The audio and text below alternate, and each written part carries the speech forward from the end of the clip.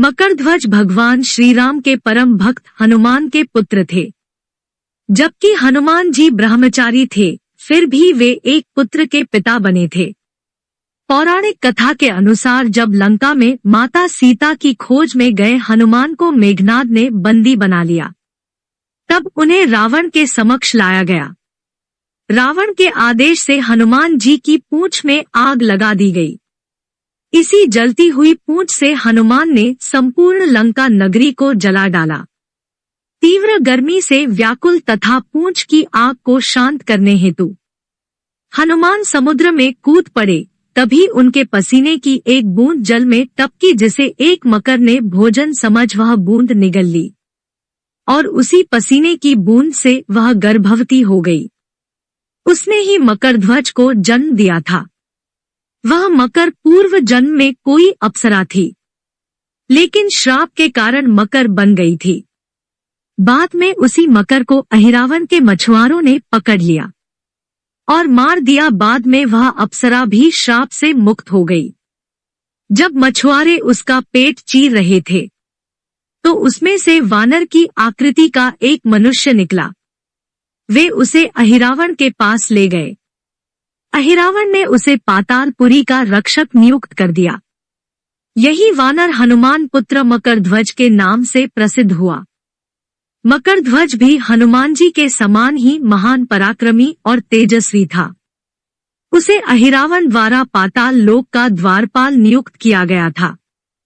जब रावण भगवान राम से युद्ध में हारने लगा, तो उसने पाताल लोक के स्वामी अहिरावण को श्री राम और लक्ष्मण का अपहरण करने के लिए मजबूर किया। अहिरावण अत्यंत मायावी राक्षस राजा। उसने हनुमान का रूप धारण करके श्री राम और लक्ष्मण का अपहरण किया और उन्हें पाताल लोक ले गए। जब इस बात का पता चला तो भगवान राम के शिविर में हाहाकार मच गया और उनकी खोज होने लगी। बजरंगबली श्री राम और लक्ष्मण को ढूंढते हुए पाताल लोक में जाने लगे। पाताल लोक के 7 द्वार थे और हर द्वार पर एक पहरेदार था।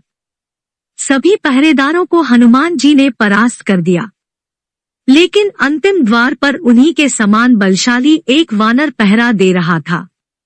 दिखने में एकदम अपने जैसे वानर को देखकर हनुमान जी को आश्चर्य हुआ।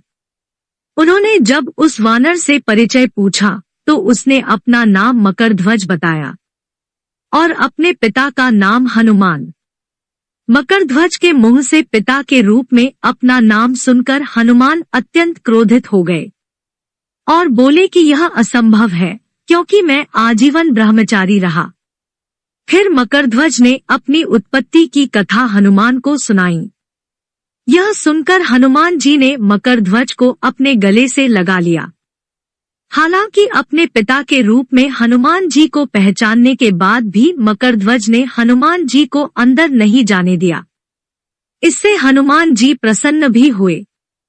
बाद में दोनों के बीच जमकर युद्ध हुआ और अंत में हनुमान जी ने अपनी पूंछ से उसे बांधकर दरवाजे से हटा दिया और फिर हनुमान जी ने अहिरावण का वध कर प्रभु श्री राम और लक्ष्मण को मुक्त कराया और श्री राम ने मकरध्वज को पाताल लोक का अधिपति नियुक्त करते हुए उसे धर्म के मार्ग पर चलने की प्रेरणा दी। यदि आप ऐसे ही कहानियों को पसंद करते हैं तो कृपया आप मेरे YouTube चैनल कहानियां विद सीमा को सब्सक्राइब, लाइक एंड अपने दोस्तों के साथ शेयर करें। धन्यवाद।